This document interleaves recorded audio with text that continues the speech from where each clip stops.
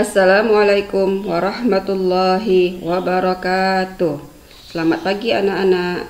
Jumpa kembali kita pada pelajaran IPA kelas 8. Masih bersama Ibu Nurleni SSI MPD. Masih dengan judul yang sama untuk bab 1, gerak benda dan makhluk hidup di lingkungan sekitar. Juga dengan kompetensi dasar yang sama 3.2. Dan ini adalah indikator pencapaian kompetensinya, yaitu mengidentifikasi jenis tulang penyusun sistem gerak manusia dan mendeskripsikan proses perkembangan tulang.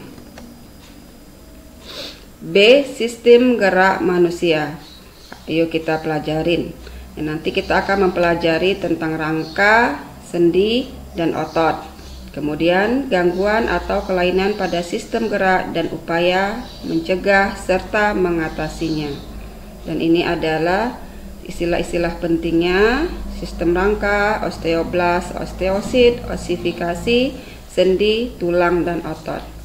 Mengapa penting kita mempelajari materi ini?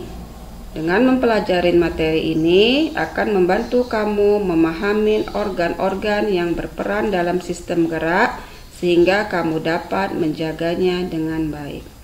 Oke, mari kita mulai pelajaran kita pada hari ini. Ya, ini adalah ringkasan materi untuk gerak pada makhluk hidup. Jadi gerak pada makhluk hidup itu nanti akan terbagi menjadi 1. Gerak pada manusia, 2. Gerak pada tumbuhan, 3. Gerak pada hewan, dan nanti gerak pada manusia kita akan membahas yang pertama tentang rangka atau tulang. Yang kedua membahas tentang sendi, dan yang ketiga akan membahas tentang otot. Oke, kita masuk yang pertama, rangka atau tulang. Tahukah kamu apa fungsi rangka bagi manusia? Untuk menjawabnya, perhatikan gambar sistem rangka manusia pada gambar berikut. Oke, silahkan diperhatikan baik-baik. Ini adalah gambar sistem rangka pada tubuh manusia. Ya, ini adalah penampakan dari depannya beserta bagian-bagiannya. Ya. Kemudian yang di sebelah kanan ini adalah penampakan dari belakangnya beserta bagian-bagiannya.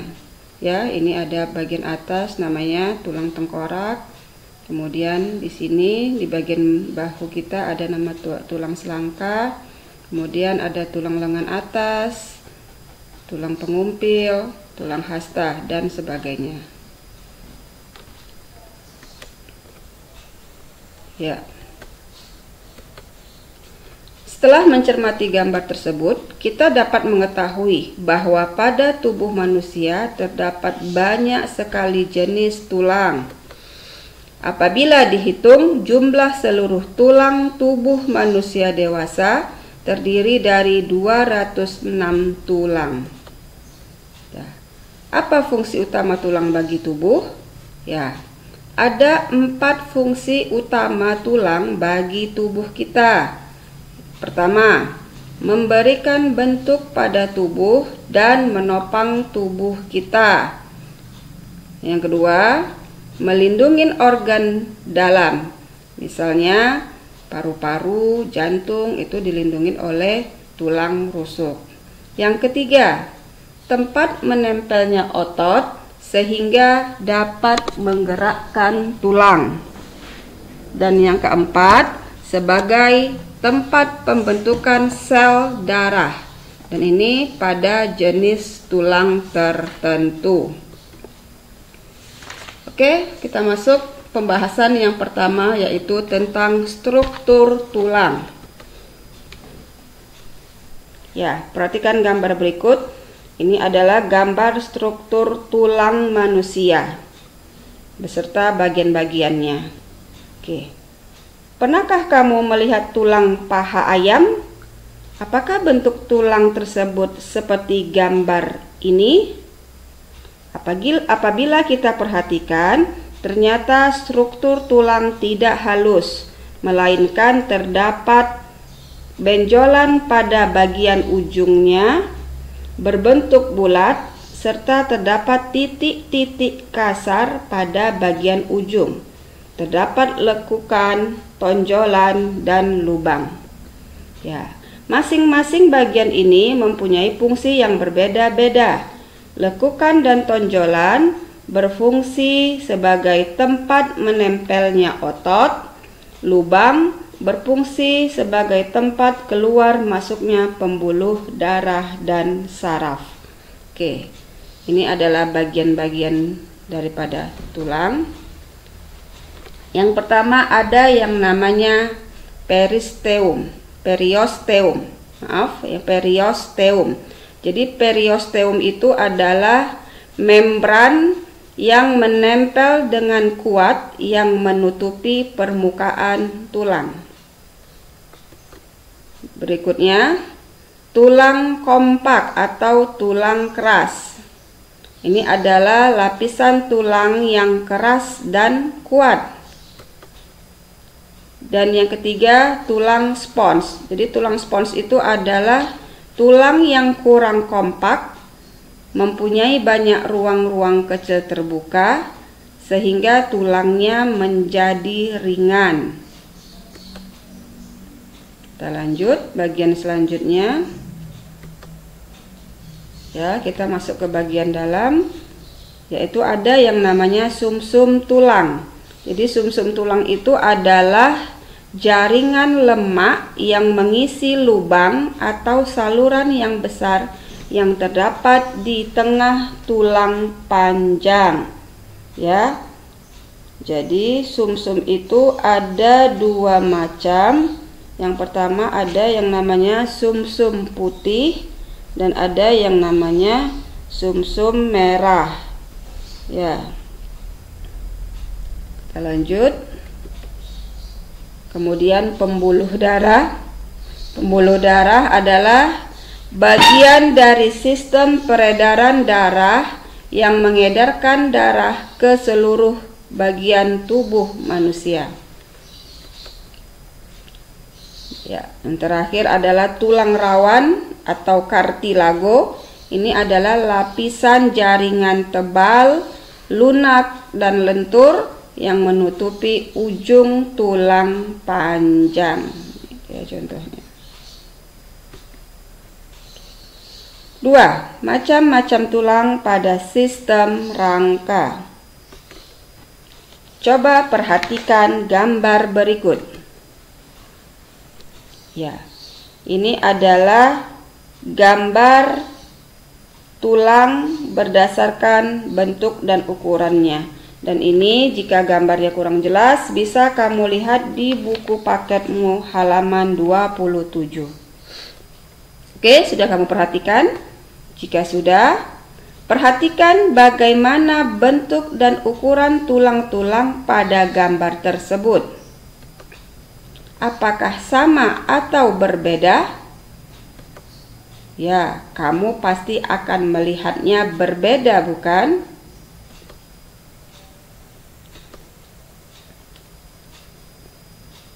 Nah, berdasarkan bentuk dan ukurannya, tulang pada sistem rangka manusia dibedakan menjadi 4, yaitu 1. Tulang panjang, misalnya adalah tulang lengan atau humerus. Jadi tulang panjang ini adalah tulang yang karena memiliki bentuk yang dan ukuran yang panjang. Yang kedua, tulang pipih, misalnya tulang dada atau sternum. Ya, jadi bentuknya pipih. Nih seperti ini. Kemudian yang ketiga, tulang pendek. Karena bentuknya dan ukurannya pendek. Misalnya tulang pada ruas-ruas jari, baik itu jari kaki maupun pada jari tangan atau nama lainnya falang. Dan yang keempat, tulang tidak beraturan. Jadi bentuknya tidak beraturan. Ini contohnya pada tulang punggung atau vertebrata. Ya, jadi ini adalah macam-macam tulang berdasarkan bentuk dan ukurannya. Kita lanjut yang ketiga, perkembangan tulang. Tulang yang ada di tubuh kita merupakan suatu benda yang keras. Meskipun demikian, tulang bukan suatu benda yang memiliki ukuran tetap. Beberapa bulan sebelum kamu dilahirkan, tulang kamu tersusun dari kartilago atau tulang rawan. Secara bertahap, tulang rawan akan berkembang menjadi tulang keras.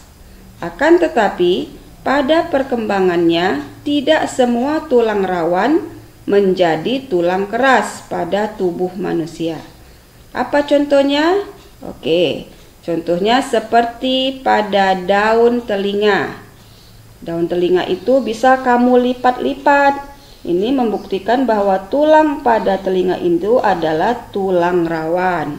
Kemudian contoh lainnya yaitu tulang hidung dan tulang rawan penyusun persendian.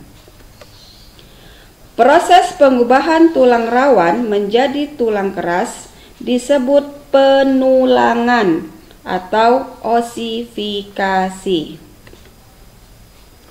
Berikut adalah gambar proses osifikasi tulang pada manusia. Ya, ini juga bisa kamu lihat di buku paketmu halaman 28 gambar 1.24. Jadi ini adalah gambar proses osifikasi tulang. Perhatikan baik-baik, pada awalnya tulang manusia itu merupakan tulang rawan. Kemudian ini awal terjadinya penulangan.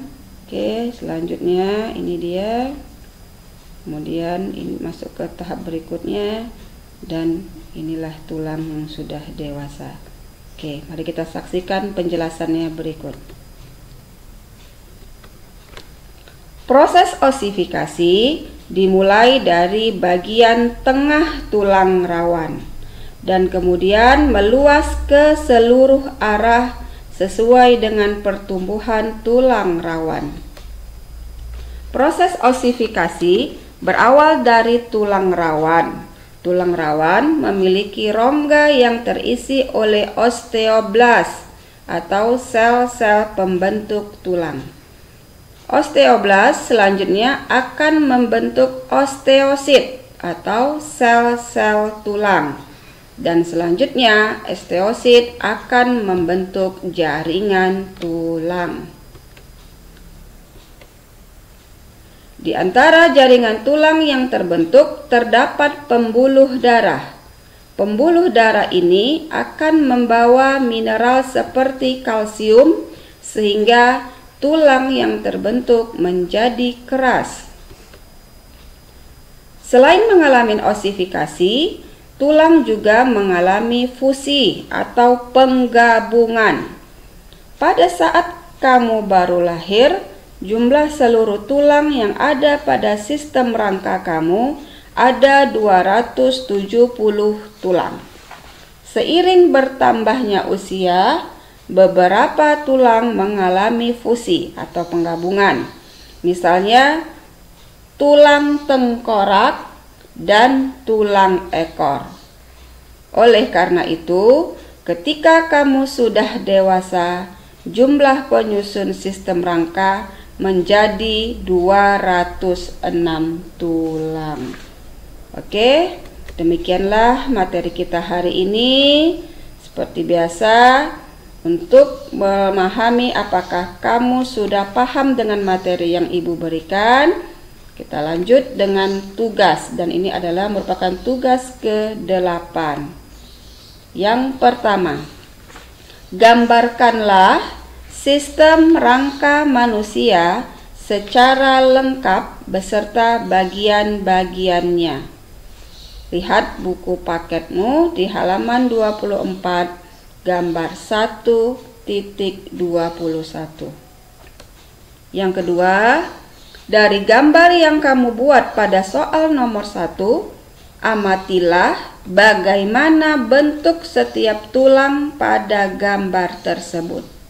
Kemudian klasifikasikan 10 jenis tulang berdasarkan ukuran dan bentuknya.